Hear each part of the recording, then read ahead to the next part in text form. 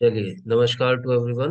आज हम नया वीडियो एक स्टार्ट करने जा रहे हैं जिसके अंदर हम फिर से हॉरोस्कोप को कैसे ब्रेक डाउन करना है, कैसे समझना है when we start the horoscope. Because ये अक्सर ये प्रॉब्लम रहता है नए एस्ट्रोलॉजर्स के बीच में कि उनको ये नहीं समझ आ रहा होता कि हम एस्ट्रोलॉजी के अंदर जब एंटर होते हैं तो जब एक कुंडली सामने आती है तो ब्लैंक हो जाते हैं। ब्लैंक ना हो और आपको क्या क्या चीजें करनी है, जैसे आपके साथ सामने कुंडली आती है तो मैं वो आपको सारा प्रोसेस कंप्लीट कर करके समझाता हूँ और विद एग्जांपल समझाता हूँ।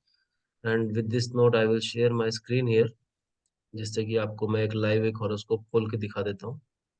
जैसे कि ये कुंडली आप देख सकते हैं, ये खुल गया है स्क्रीन के ऊपर।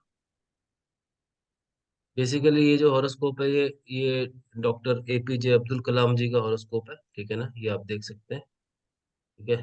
तो ये यहाँ पर जब हम हॉरोस्कोप को खोलते हैं तो शुरू शुरू में ये पंचांग से रिलेटेड सारे डिटेल्स आते हैं। खैर अभी आजकल तो बिकॉज सिंस मतलब अभी सॉफ्टवेयर से काम हो जाता है तो आपको इस डिटेल पे ज्यादा ध्यान आप नहीं दोगे, इनिशियली चल जाएगा, मगर आगे हाँ आपको पता होना चाहिए कि एज अ पंचांग ये क्या क्या इंपॉर्टेंट एलिमेंट्स हैं। यहाँ पर आप देखिए date of birth, day of birth, everything is mention, place of birth. And always consider कि अगर आपका डाटा यानी कि आपका जो टाइम जो है वो अगर अगर सही है तो आप ये मान के चलिए कि आपके साथ पास जो सारे इवेंट्स जो हैं आप एज इट इज कैलकुलेट कर सकते हो। And this is a very simple way. इसमें आप देख लो पंचांग के पॉइंट ऑफ व्यू से करण, योग, पक्ष सब चीजें दी हुई हैं इधर, ठीक है ना। तो ये आपका पंचांग का पार्ट है, जो पंचांग के जो 5 पार्ट होते हैं वो तिथि, वार, नक्षत्र, योगा, तो वो सब ये चीजें यहाँ पे दी हुई है, ठीक है ना। तो नक्षत्र भी यहाँ पर इट इज गिवन कि जब बच्चे का जन्म होता है तो कौन से नक्षत्र में हुआ। तो इनका अनुराधा 3 में हुआ, अनुराधा के तीसरे पद में, मतलब हुआ, नक्षत्र का लॉर्ड शनि था, ठीक है ना। तो अब ये भी मतलब एक पर्सनालिटी टाइप पे फर्क पड़ता है इस चीज का कि आदमी का जो बर्थ है वो बेसिकली कौन से नक्षत्र में हुआ। तो इसका भी आपकी पर्सनालिटी के ऊपर बहुत गहरा इम्पैक्ट आपको मिलेगा। हालांकि अभी मैंने नक्षत्र के प्रिडिक्शंस बताए नहीं है, हर एक नक्षत्र की बिकॉज अलग से स्टोरी होती है। मगर हम अभी और पीछे से चीजों को ना पकड़ के अभी हम सिंपल तरीके से आसान रखते हैं, हम फिर से कुंडली की तरफ बढ़ जाते हैं।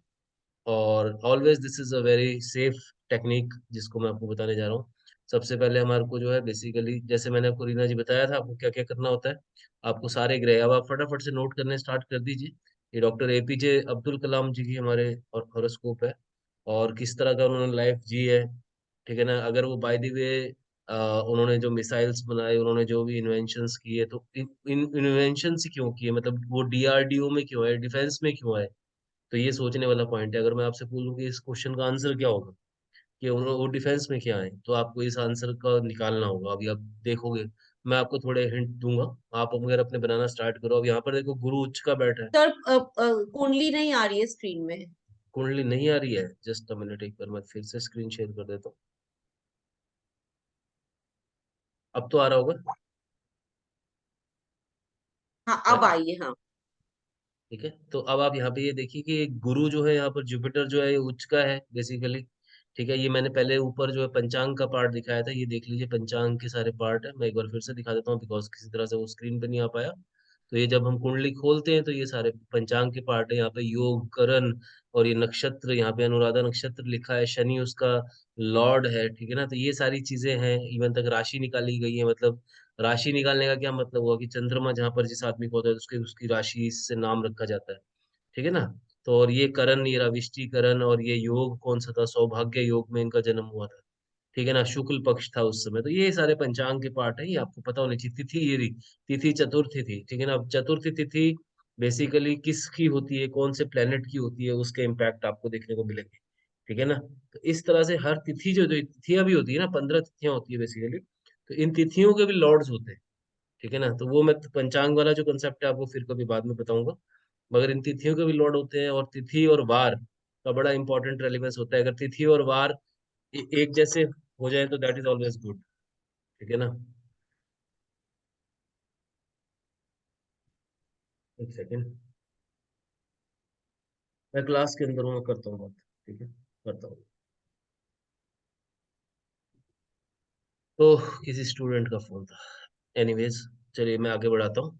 तो मैं आपको बता रहा था कि देखिए ये हम बैक टू स्क्वायर चलते हैं, यहाँ पर हम आ गए हैं। ये हमारा कुंडली है, कुंडली के अंदर अब आप फटाफट से रीना जी नोट कर लीजिए एक बार सारी चीजें, ठीक है ना। गुरु उच्च का है, उच्च का गुरु तो है, देखो जो ग्रह उच्च का होता है बेसिकली वो दृष्टि नीच की देता है यहाँ पर, सेवंथ दृष्टि इसकी नीच की है यहाँ पे। ठीक है ना। इसी तरह से मंगल और वीनस जो है यहाँ पे, मार्स और वीनस को देख सकते हैं आप, एक साथ पड़े, फोर्थ हाउस के अंदर पड़े हुए हैं। ठीक है ना, फोर्थ हाउस। ठीक है ना, तो फोर्थ हाउस पब्लिक की इमेज होती है, मदर होता है। ठीक है ना, ये सारी चीजें मैंने आपको पहले भी बताए हैं, मगर मैं चलो अभी पढ़ा ही रहा हूँ कुंडली एपीजे अब्दुल कलाम साहब की, तो मैं आपको उस दृष्टि से सारे क्लियर कर रहा हूँ। ठीक है ना। अभी मैंने आपसे क्वेश्चन पूछा था कि बाय द वे ये अगर डिफेंस में थे तो क्या, क्यों थे डिफेंस में, क्या रीजन था। ठीक है ना। तो आप देखिए, इनका जो टेंथ हाउस का जो लॉर्ड है, आप देखिए, मार्स, एरीज है मार्स। मार्स है। तो मार्स यहाँ पे बैठा है, मार्स यहाँ से बैठकर इस घर को दृष्टि दे रहा है। तो एज अ रिजल्ट इन्होंने काफी सारी मिसाइल्स बनाए, डिफेंस के अंदर इन्होंने काम किया। ठीक है ना। हम्म। मार्स जो है वो डिफेंस से जुड़े करियर देता है, और मेडिकल से जुड़े प्रोफेशन भी देता है मार्स। ठीक है ना। तो यहाँ पर मार्स की सातवीं दृष्टि पड़ी अपने घर के ऊपर। ठीक है ना, हम्म। ये समझने वाली बात है। उसके बाद आप देखिए, सूर्य बुध और केतु तीसरे घर में बैठे हैं, तो थर्ड हाउस कम्युनिकेशन का होता है, छोटे भाई बहनों का होता है। ठीक है ना। हम्म। तो इनका अगर आप देखोगे तो ये अपने छोटे भाई बहनों से तो सबसे डिटैच ही थे। ठीक है ना। और बेसिकली इनका जो बर्थ हुआ था एक तरह से पुअर फैमिली में हुआ था। ठीक है ना, ये भी बोला जाता है। तो और अब देखो, बहुत सारी चीजें हैं। गुरु जो है देखो यहाँ पे उच्च का बैठा है, लगन के अंदर बैठा है, तो क्या है प्रभाव पड़ेंगे। बहुत सिंपल व्यक्ति थे, लर्नर्ड व्यक्ति थे, विजडम उनके पास थी। ठीक है ना, हम्म। बहुत समझदार बात करते थे। ठीक है ना, और पढ़ना लिखने का बहुत शौक था। तो ये सारे कुछ इंपॉर्टेंट फीचर्स हैं जो आपको यहाँ पे देखने को मिल सकते हैं अभी। ठीक है ना। तो ये उच्च के गुरु को आप ध्यान से देखोगे यहाँ पे, तो उच्च का गुरु ये सारे ट्रेड्स दे रहा है। इसके अलावा ये भी कर्क लगन के हैं। ये रीना जी मैंने आपके संदर्भ में एक्चुअली खोली थी, देखिए ये कर्क लगन की कुंडली है। ठीक है ना। तो हम्म। आप भी फैकल्टी हैं, और ये भी कहीं ना कहीं बहुत गहरे में टीचर भी रहे हैं, और गाइड रहे हैं, मेंटर रहे हैं। ठीक है ना। तो यहाँ पर जुपिटर को आप देखिए, जुपिटर की सातवीं दृष्टि देखिए। अब सातवीं दृष्टि क्योंकि नीच की पड़ी, ठीक है ना। आप बहुत ध्यान से देखोगे, मैं आपको थोड़ा सा हिंट करके दे देता हूँ। यहाँ पे आप देखिए, यहाँ पे बैठ के ये सातवीं दृष्टि पड़ रही है यहाँ पे इस घर के ऊपर। ठीक है हम्म। ना? तो यहाँ पर जब ये सातवीं दृष्टि पड़ रही है तो ये नीच की हो जाएगी। हाँ, दैट नीच मीन्स, के है। हाँ दैट मीन्स ये डेबिलेटेड है। ठीक है ना। तो उस हिसाब से देखेंगे तो हमारे को ये पता लगेगा कि यहाँ पर इनका, इनको देखा जाए तो इनकी मैरिज में, अगर आप देखोगे तो इनकी मैरिज कहाँ हुई थी। इनकी मैरिज तो हुई नहीं थी, इन्होंने तो मैरिज करी नहीं थी। राइट। तो देखा जाए तो उच्च का गुरु है, उच्च के गुरु ने इनको बहुत ज्ञान दिया, बहुत नॉलेज दी। अभी मैं सिर्फ पहले हाउस पे हूँ, देखो आप। ठीक है ना, फर्स्ट हाउस पे ही हूँ। उसके अलावा आप देखो, इनका चंद्रमा जो है नीच का बैठा हुआ, आप देख रहे हो फिफ्थ हाउस के ऊपर। As a hmm. रिजल्ट इनको एजुकेशन लेने में इनको बहुत प्रॉब्लम्स आए हैं। इन्होंने बहुत मुश्किल से जीवन में संघर्ष किया है शिक्षा के लिए। हम्म। बहुत गरीब फैमिली से थे। इनका बचपन की क्वालिटी रिप्रेजेंट करता है, जैसे कि मैंने आपको अवस्थाएं बताई थी, तो 1 से 12 के बीच में चंद्रमा जब कुंडली के अंदर खराब है, तो 1 से 12 के बीच में का जो उसका उनका जो जन्म हुआ, तो बचपन में उन्होंने काफी स्ट्रगल किया, मतलब चंद्रमा के कारण। ठीक है ना। ये आप मून देख सकते हैं, ये मून आपको यहाँ पर डेबिलेटेड दिख रहा है, आई होप सो, ये देखिए। हाँ, हाँ, हाँ। ठीक है ना, ये मून नीच नंबर का। 8 है, हाँ। डेबिलिएटेड होगा। एज अ रिजल्ट इनको शिक्षा के लिए, मैंने सुना है कुछ कहानियां, कुछ आउट इनकी बायोग्राफीज वगैरह पढ़ी है, उसमें भी पढ़ने के लिए बहुत दूर जाते थे, कहीं नदी वदी पार करके और फिर जाते थे, बहुत स्ट्रगल किया है। बचपन स्ट्रगल में बीता है। 10 भाई बहन थे मैंने सुना है इनके। ठीक है ना, ये टोटल 10 या 11 भाई बहन थे, तो उनमें से ये वन ऑफ देम थे, सबसे छोटे थे शायद ये। ठीक है। और आप ये देखिए, अब बात करते हैं सेकंड हाउस की। ठीक है ना। तो सेकंड हाउस को देखिए, सेकंड हाउस का लॉर्ड यहाँ पर क्या हो गया, मार्स हो गया, सॉरी सन हो गया। और सन हो सन, गया। हाँ देखिए सन इनका कहाँ बैठा हुआ है, यहाँ पर थर्ड हाउस के थर्ड अंदर बैठा। हाउस में। ठीक है ना। और एज वेल एज उच्च के बुध के साथ बैठा है, उच्च का बुध। Okay, getting my point. और हम्म। यहाँ पर जो केतु बैठा है, केतु जो है वो एक तरह से यहाँ पर अगर देखिए, अगर मैं राशि वाइज बोलूंगा तो राशि वाइज क्या होता है ना, 2 पॉइंट ऑफ व्यू होते हैं हमारे देखने के पॉइंट ऑफ व्यू। एक होता है कि राशि वाइज प्लेनेट नीच का है नहीं, एक होता है हाउस वाइज प्लेनेट नीच का है नहीं। तो हम बहुत गहरे में देखेंगे तो केतु यहाँ पर थर्ड हाउस में हाउस वाइज नीच का है, क्योंकि थर्ड हाउस में केतु बैठा है। House wise, I am not talking राशि वाइज, इसलिए कंफ्यूज मत होइए। राशि वाइज होता तो यहाँ पे 3 नंबर लिखा होता, मगर यहाँ पे 6 नंबर लिखा है। ठीक है ना। तो जनरली तो केतु जो है थर्ड नंबर में, थर्ड नंबर राशि में आता है तो नीच का हो जाता है, मगर यहाँ पे थर्ड हाउस में बैठा है। तो थर्ड हाउस में जब केतु बैठता है ये भी काफी नुकसान करता है। नुकसान करता है मतलब इनके, आप ये कह लो कि इनका जैसे कि अटैचमेंट लेवल जो है अपने ब्रदर सिस्टर से बिल्कुल नहीं रहेगा। फॉर एग्जाम्पल इनके इवन तक अब ये अभी लोगों से इतनी जल्दी ये जुड़ेंगे नहीं, जुड़ेंगे इन द सेंस मतलब वैसे तो ये पब्लिक फिगर है, बट पॉइंट ये है कि ये अगर आप बहुत गहरे में देखोगे तो थर्ड हाउस में केतु है, तो इनको ये एकांतवादी नेचर देता था। He generally he spent his whole life lone. आप हम्म बहुत ध्यान से देखोगे तो इन्होंने पूरा जिंदगी अपनी अकेले ही बिताई है, ठीक है ना। तो ये केतु का कुछ इम्पैक्ट है, और ये पढ़ाई में इतना लीन मतलब हो जाते थे। मैंने एक बार सुना है इनके बारे में, एक बायोग्राफी में पढ़ा कि ये इतना मतलब इनकी एंगेजमेंट थी, इनकी एंगेजमेंट करवाने लगे तो ये भूल ही गए। He was so engaged in his task कि इनको शादी के लिए भी जाना, आज इनकी शादी है और ये भूल गए, और ये गए नहीं। उसके बाद से फिर इनके माँ बाप ने कुछ भी उनको बोला भी नहीं। तो इतना एंगेज हो जाते हैं, इन्वॉल्वमेंट इतना हाई रहता है काम में, ठीक है। अब बुध उच्च का है, सूर्य उच्च का है, तो बुध उच्च का है तो बुध उच्च का मतलब थर्ड हाउस के अंदर बैठा है, सूर्य के साथ बैठा है। तो कहीं ना कहीं आप देखो कि इन्होंने जितना भी इन्वेंशन किया, बुध क्योंकि टेक्नोलॉजी का कारक है, तो और सन के साथ बैठा है थर्ड हाउस में, कम्युनिकेट करना मतलब ये जितने भी कम्युनिकेशंस करते थे उसमें टेक्नोलॉजी कितना भरी हुई थी, ठीक है ना, उच्च का बुध होने के कारण, राहु की दृष्टि होने के कारण, ठीक है ना। राहु और बुध, ये देख रहे हो आप, राहु की दृष्टि भी है सामने, ठीक है, यहाँ पे ये बैठा है राहु, ठीक है ना, हम्म यहाँ से राहु बैठेगा, यहाँ से बैठ के ये सातवीं दृष्टि यहाँ पे देगा, ठीक है ना। हम्म केतु तो अपनी दृष्टि देता नहीं है, तो यहाँ से बैठकर जब सातवीं दृष्टि देगा तो वो पूरा का पूरा जो ये कम्युनिकेशंस करते थे उसमें टेक्नोलॉजी का ओरिएंटेशन होता था। जब ये लोगों से बात भी करते थे तो ये टेक्नोलॉजी के ऊपर बात करते थे, टेक्नोलॉजी इन्होंने सारी जिंदगी टेक्नोलॉजी से हैंडल की, क्योंकि साइंटिस्ट थे तो नेचुरल है टेक्नोलॉजी तो हैंडल करेंगे ही ना, ठीक है ना। आप ये देखिए यहाँ पर ये मरकरी और सूर्य इकट्ठे बैठे हैं, और सूर्य के साथ उच्च का बुध बैठा है, तो which gives him third house, because communication कहते हैं, कम्युनिकेट करना और टेक्नोलॉजी को लेके कम्युनिकेट करना, he was very good at that, ठीक है। और फिफ्थ हाउस जो है बेसिकली अब फैमिली को भी रिप्रेजेंट करता है। फिफ्थ हाउस जो है एरोगेंस भी है, फिफ्थ राशि की बात हो रही है, सन की बात हो रही है। सन अकेला ही होता है, ऑल अलोन। तो एज अ रिजल्ट आप देखोगे तो ये इनका सेवंथ हाउस में जो ये फिफ्थ सेकंड हाउस में जो फिफ्थ नंबर बड़ा है, तो एज अ रिजल्ट हम अगर बहुत ध्यान से देखेंगे तो ये फैमिली के साथ तो किसी के साथ जुड़े हुए नहीं थे एज सच, ठीक है ना। ये वॉज कम्प्लीटली अलोन, ठीक है। आप समझ पा रहे हैं मैं क्या बोलना चाह रहा हूँ, हम्म। ठीक है ना। तो ये सेकंड हाउस का लॉर्ड जो है ये सब कुछ करवा रहा है, इवन तक जैसे अब खाना खाना पीने की बात होती है, अब यहाँ पर सूर्य है। अब सूर्य कैसा खाना देगा, सूर्य बेसिकली होगा कि इनको ज्यादा फॉन्ड नहीं रखेगा, इनको ज्यादा fond, he will be not much fond of kind of foods.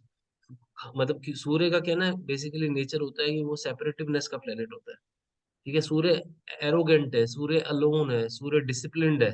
आप ये भी कह सकते हैं कि ये अपने खाने वाने को लेके बहुत डिसिप्लिन्ड होंगे, yes you can say this. और ये बहुत चूज चूज करके खाते होंगे, क्योंकि वैसे भी हमें जितना भी थोड़ा बहुत अब्दुल कलाम जी के बारे में पता है, जितना मुझे पता है, बहुत डिसिप्लिन्ड व्यक्ति थे, बहुत तरीके से चलते थे। तो डेफिनेटली अपनी खाने की चॉइस उनकी बड़ी एक लिमिटेड सी होती थी, और बहुत चूज करके खाने को खाते थे और बहुत डिसिप्लिन से खाते थे, ठीक है ना। तो ये सूर्य के कारण ट्रेड्स है। फिर सूर्य थर्ड हाउस में बैठा है, तो फिर सूर्य थर्ड हाउस में बैठ गया तो कम्युनिकेशंस, मैंने आपको जैसे बताया टेक्नोलॉजी से रिलेटेड, ठीक है ना, सारी जिंदगी इन्होंने, थर्ड हाउस हाथ का भी तो है ना, थर्ड हाउस आपके पराक्रम का भी है।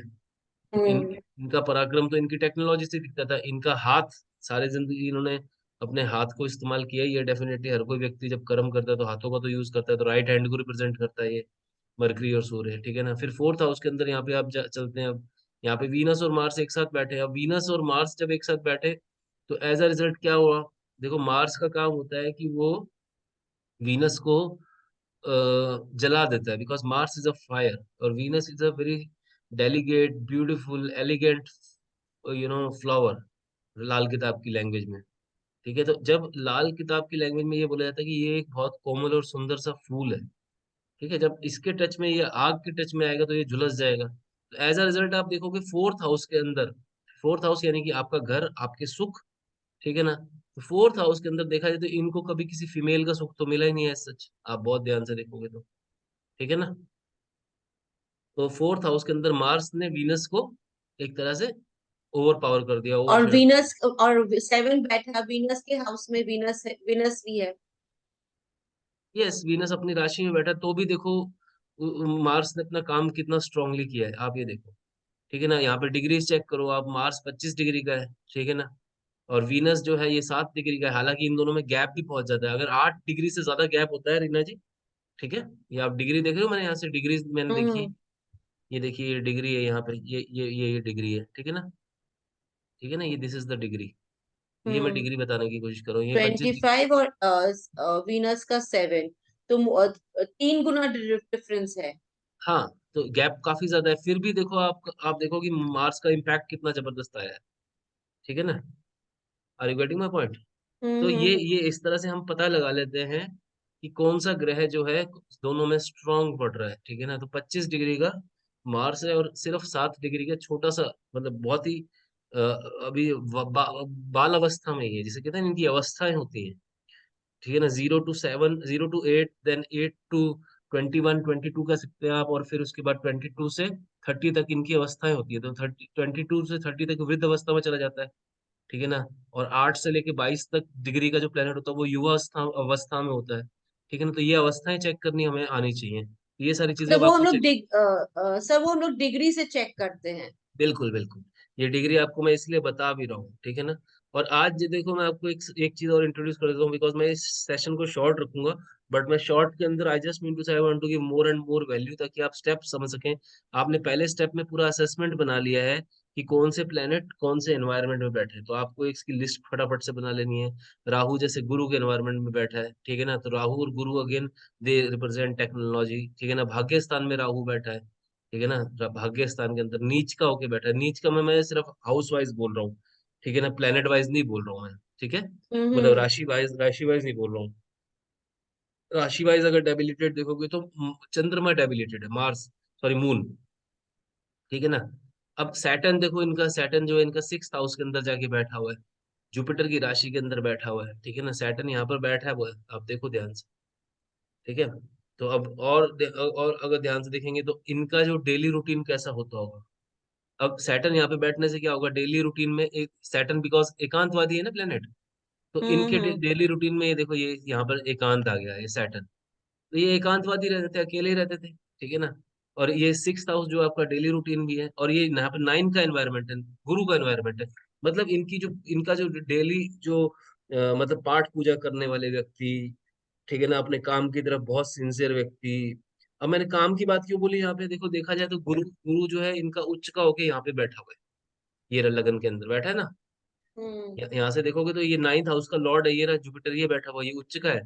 तो देखा जाए तो ऐसे आदमी के दिनचर्या में ये उठते, इनको तो सारे दिन काम ही काम सूझते हैं, इतने इनग्रॉस हो जाते हैं काम के अंदर, देख रहे हो आप। और फिर ये भाग्य स्थान का मालिक भी है, यहाँ से देखो गुरु। ठीक है ना, भाग्य स्थान का मालिक, ये देखो। क्लियर हो रही बात है मेरी? तो 6th हाउस और नाइन्थ हाउस को रिप्रेजेंट कर दिया गुरु ने, और गुरु उच्च का है। तो यहाँ पर जो है रिलेशनशिप क्या बना, 9th हाउस का रिलेशनशिप बन गया, देखा जाए तो 1st हाउस के साथ।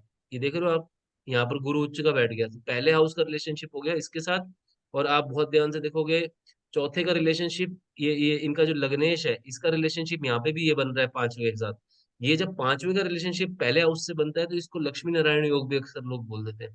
मगर यहाँ पर इतना स्ट्रांग नहीं बन रहा है, आप देखो यहाँ पे ये नीच का भी हो रहा है कहीं ना कहीं चंद्रमा। तो चंद्रमा जो नीच का हो रहा है, एजुकेशन के अंदर स्ट्रगल, बचपन स्ट्रगल में ही। ठीक है ना, इनको मतलब देखा जाए तो एक तरह से मून अब यहाँ पर बैठा है, तो मून क्या है ना, अब नीच का हो जाता है ना जब, तो आदमी को जो है ना काफी हद तक, आप कह लो कि काइंड ऑफ इमोशंस इतने फील ही नहीं होते।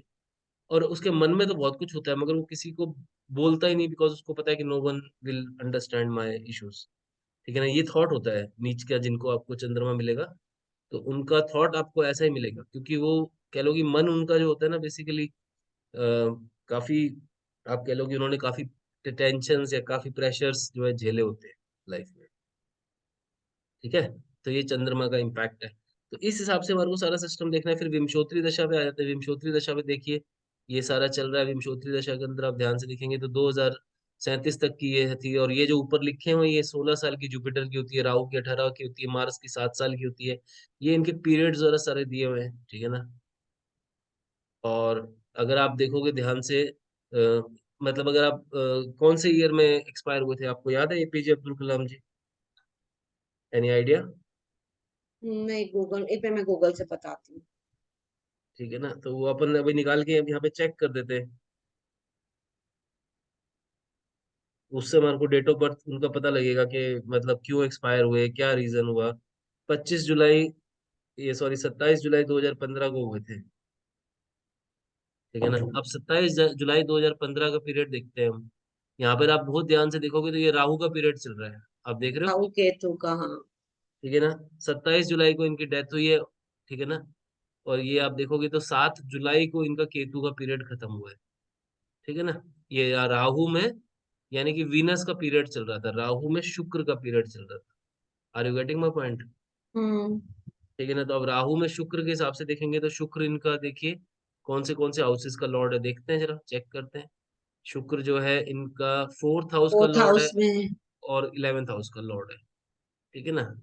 तो अब हमारे को ये पता लगा कि राहु के फेज में इनकी बेसिकली जो डेथ हुई है। तो अब राहु के फेज में जो डेथ हुई है, राहु देखो आप देखा जाए तो भाग्यस्थान का लॉर्ड है, चलते फिरते इनको ले गया अचानक। राहु क्या करता है, राहु का काम होता है अचानक करना, जो भी काम करना उसको हम्म। अचानक करता है, अचानक इवेंट्स को हैपनिंग करता है। तो ये राहु की महादशा यहाँ पे शुरू हुई, और ये 7 जुलाई 2015 को केतु खत्म हुआ है, ये एंडिंग डेट होती है यहाँ पर। और यहाँ पर आप देखोगे तो शुक्र का पीरियड शुरू हुआ है जो कि 7 जुलाई 2018 तक अब चलना था। तो राहु में शुक्र के फेज में इनको आप कह सकते हो कि ये बेसिकली एक्सपायर हुए थे। यहाँ से देखो आप, ये राहु में, ये शुक्र का फेज है, हम्म। वीनस का फेज है, ठीक है ना। और ये राहु की मेन महादशा है, ये मेन महादशा जो है ये राहु की है यहाँ, ठीक है ना। ये देखिए राहु की महादशा चल रही है, ठीक है। तो यहाँ से हमारे को पता लग जाता है कि कैसे महादशा चेक करनी है। अब देखो इवेंट को ट्रिगर करना क्या बोलते हैं, इसको बोलते हैं इवेंट का ट्रिगर होना राहु की महादशा में। और कहीं ना कहीं आप देखोगे वो उनकी जो डेथ हुई थी वो बात करते करते ही चले गए थे, मतलब ऑन द पोडियम थे, स्टेज के ऊपर थे, लेक्चर दे के उतरे थे, और साथ साथ चलते चलते ही एकदम से गिर गए और एक्सपायर हो गए, ठीक है ना। तो इस तरह की जो डेथ होती है वो, अब देखा जाए तो कोई हॉस्पिटल नहीं, कोई कुछ नहीं, और सीधा हार्ट फेल हो गया, ठीक है ना। तो this is how we have to understand कि किस तरह से जो है ये काम हुआ है। और यहाँ पर अगर अपन देखेंगे तो ओवरऑल वीनस जो है वो तो मार्स के साथ बैठा ही हुआ है, ठीक है ना। अभी क्या है ना, ये जो पोजीशन दिखा रहा है ना बेसिकली, आप ध्यान से देखोगे तो ये विंशोत्तरी दशा के अंदर अभी MAP दिखा रहा है, ठीक है ना। MAP दिखा रहा है, मतलब महादशा अंतरदशा दिखा रहा है, मगर प्रत्यंतर दशा और सूक्ष्म दशा भी होती है, जिसको हम मैप्स सिस्टम बोलते हैं, ठीक है ना। तो मैप्स, MAPS, मैप्स का पूरा सिस्टम होता है, ठीक है ना। और ये साथ में आप यहाँ पर देख सकते हो कि ये अष्टक वर्ग भी दिया हुआ है, अष्टक वर्ग मैं फिर कभी आपको शेयर करूंगा, ठीक है ना। बाकी ये होता है कि ये अष्टक वर्ग क्या होता है कि हर हाउसेस के अंदर जो है बेसिकली उसके उसका हर हाउस का बल बताया गया है। जैसे मान लो 10वें घर का बल है 25, और 11वें घर का बल है 28, तो मतलब ये 25 पैसे की मेहनत करेंगे तो इनको 28 पैसे का फल मिल जाएगा, ठीक है ना। तो ये इससे पता लगता है कि कर्म के घर में इतनी जान है, और 11वें घर की कर्म का फल होता है, तो उसका रिवॉर्ड ऐसे मिल रहा है। फिर उसके बाद 22 यहाँ पे है। तो 12वें घर में सिर्फ इनके 22 प्ले है, तो अब 12वां घर में अगर 22 नंबर ही दिए हुए हैं यहाँ पे आप देखो अष्टक वर्ग के अंदर, तो इससे पता लगता है कि ये कितना खर्चे इनके कितने कम थे, क्योंकि 12वें हाउस में जान ही नहीं है, ठीक है ना। 12वें हाउस में जान ही नहीं है, एज अ रिजल्ट इनके पास 12वां हाउस बेड प्लेजर्स का भी होता है। इनकी शादी ही नहीं हुई जैसे कि, ठीक है ना, इनको बेड प्लेजर्स कभी मिले ही नहीं, ठीक है ना। और देखा जाए तो ये सोते बहुत कम थे, लिमिटेड, क्योंकि नींद का हाउस भी 12वां घर होता है यहाँ पे। ये जो 12th हाउस है ये नींद का घर भी होता है, ठीक है ना। तो इसका जो लॉर्ड है, इस यहाँ पे इस हाउस के अंदर जान कितनी है, अगर मैं देखूँ इसकी जान कितनी है, तो यहाँ पे अष्टक वर्ग से मुझे पता लगता है कि यहाँ पे ये 22 नंबर, आप देखोगे 12वें घर के अंदर 22 नंबर केवल अलॉटेड है। तो 22 नंबर मतलब इसकी जो कैपेबिलिटीज है इस हाउस को, जितना अगर ये जितना ज्यादा स्ट्रांग होता तो उस हिसाब से रिजल्ट देता। मगर 12वां घर तो ऑलरेडी, और देखो 12वां घर हॉस्पिटल्स का भी, तो हॉस्पिटल गए ही नहीं, देखो आप डेथ जो है ऑन द पोडियम ही हो। तो देखा जाए तो 12वें घर का जब लॉर्ड अगर इस तरह से बिहेव करता है, उसके पॉइंट्स कम हो जाते हैं, देखा जाए तो इनडायरेक्टली वो अच्छी चीज है, ठीक है ना। ये जरूरी नहीं है कि पॉइंट ज्यादा ही होने चाहिए, इट इज नॉट कंपल्सरी हर जगह, क्योंकि 6 8 12 के पॉइंट अगर कम होते हैं तो कहीं ना कहीं आपके दुश्मन दब जाते हैं, आपका काफी फायदा हो जाता है। मतलब आप कह रहे हो कि 6 8 12 अगर थोड़े वीक हो जाते हैं तो वो रिजल्ट, वो जो हाउसेस है इतने पावरफुली काम नहीं कर पाते। तो मैंने आपको ये सारे तरीके बता दिए। और बाकी ये देखिए नवमास चार्ट की बात है, नवमास चार्ट होता है बेसिकली 3.25 डिग्री का एक इसका हाउस रहता है, ठीक है ना। और नवमास चार्ट जो है बेसिकली ये माना जाता है कि एक तरह से एग्जैक्ट फल है। अगर मैं लगन चार्ट को भूल भी जाऊं और मैं सिर्फ इसको बेस करके प्रिडिक्शंस करनी स्टार्ट करूंगा तो भी मेरे प्रिडिक्शंस ऑलमोस्ट सेम जाएंगे, ऑलमोस्ट मेरे प्रिडिक्शन सेम जाएंगे। क्यों जाएंगे? अब जैसे मैंने 12वें घर की बात की तो यहाँ पे राहु चंद्रमा साथ बैठे हैं, ठीक है ना। राहु चंद्रमा एक साथ बैठे हैं तो फॉर एग्जाम्पल, अब सोते तो कहाँ ही थे, एक ज्यादातर काम में उलझे रहते थे। बेड प्लेजर्स की प्रॉब्लम, मैंने जैसे वो अभी मैंने लगन चार्ट से बात बोली थी आपको, कन्फर्म कर दी एस्ट्रिक वर्क वाली बात। अब यहाँ पर देख लो, ये राहु चंद्रमा यहाँ पे खराब है इस पोजीशन में, ठीक है ना। This is how you have to understand कि जो एग्जैक्ट रिजल्ट्स होते हैं आप नवमांशा से भी प्रिडिक्शंस कर सकते हो। चलिए मैं आज के सेशन को इतना ही रखूंगा, और फिर मैं रीना जी आपके भी डाउट्स लेता हूँ, ठीक है ना। आज के सेशन को मैं इतना ही रखता हूँ। मैं इतना बस कंक्लूड करना चाह रहा था कि व्हाट आर ऑल स्टेप्स, आपको कैसे सारे स्टेप्स को कंक्लूड करना है। आप जैसे कि लिखेंगे वीनस मार्स का क्या एनवायरनमेंट है, राहु का क्या एनवायरनमेंट है, इनका एनवायरनमेंट पता होना बहुत जरूरी है, ठीक है ना। तो उस एनवायरनमेंट के बेस पे आपको पता लग जाएगा कि ये प्लेनेट किस हिसाब से रिजल्ट देने वाला है, ठीक है ना। और डिस्पोजिटर का कंसेप्ट होता है, डिस्पोजिटर का कंसेप्ट मैंने पहले ही बताया था, फिर बता देता हूँ। मान लीजिए चंद्रमा जो है फॉर एग्जाम्पल यहाँ पे बैठा है, तो चंद्रमा का डिस्पोजिटर कौन हुआ यहाँ पर? एट्थ हाउस में बैठा है ना, तो एट्थ हाउस का लॉर्ड कौन हुआ, सॉरी एट्थ राशि का लॉर्ड कौन हुआ? फिफ्थ हाउस में एट्थ राशि बैठी है, तो इस हाउस का जो लॉर्ड है वो तो मार्स हो गया। तो मार्स की पोजीशन के बेस पर चंद्रमा को रिजल्ट्स मिलेंगे, ठीक है ना।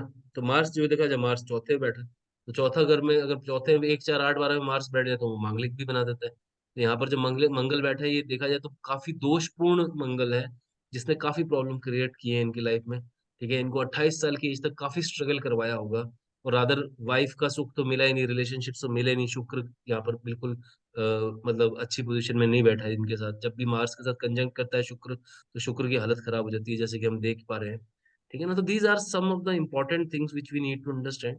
तो इस तरह से हम स्टडी करते हैं, और ये लगन के बेस पे भी कर सकते हैं, नौमाश पे भी कर सकते हैं, और कभी आपको D10 भी दिखाऊंगा। सारे के सारे डिविजनल चार्ट्स होते हैं, अगर हम ध्यान से देखेंगे डिविजनल चार्ट आपको मैं फिर कभी नेक्स्ट क्लास में बताऊंगा, बिकॉज हर एक जो एक जो चार्ट होता है वो अपने आप में एक पूरा डिपार्टमेंट है। जैसे Navamsha is a department, Navamsha is a chart of, basically जब देखोगे तो ये आपके जीवन यापन की क्वालिटी, आप कैसी लाइफ को गुजारोगे उसकी क्वालिटी दर्शाता है, ठीक है ना। तो ये नमाज का काम है, और नमाज जो आपके स्पाउस के बारे में बात करता है। इस तरह से पूरे के पूरे 16 चार्ट्स होते हैं, उन 16 चार्ट्स के बारे में हम धीरे धीरे आगे पढ़ेंगे अभी। चलिए विद दिस नोट गाइज, नमस्कारम। आज की क्लास को हम इतना रखते हैं, उम्मीद है आपको सब पसंद आया होगा। अगर नहीं आया तो आप अपने कमेंट्स दीजिए, हम आपके जो भी क्वेरीज है उनको रिजॉल्व करेंगे। With this note, thank you very much, नमस्कार।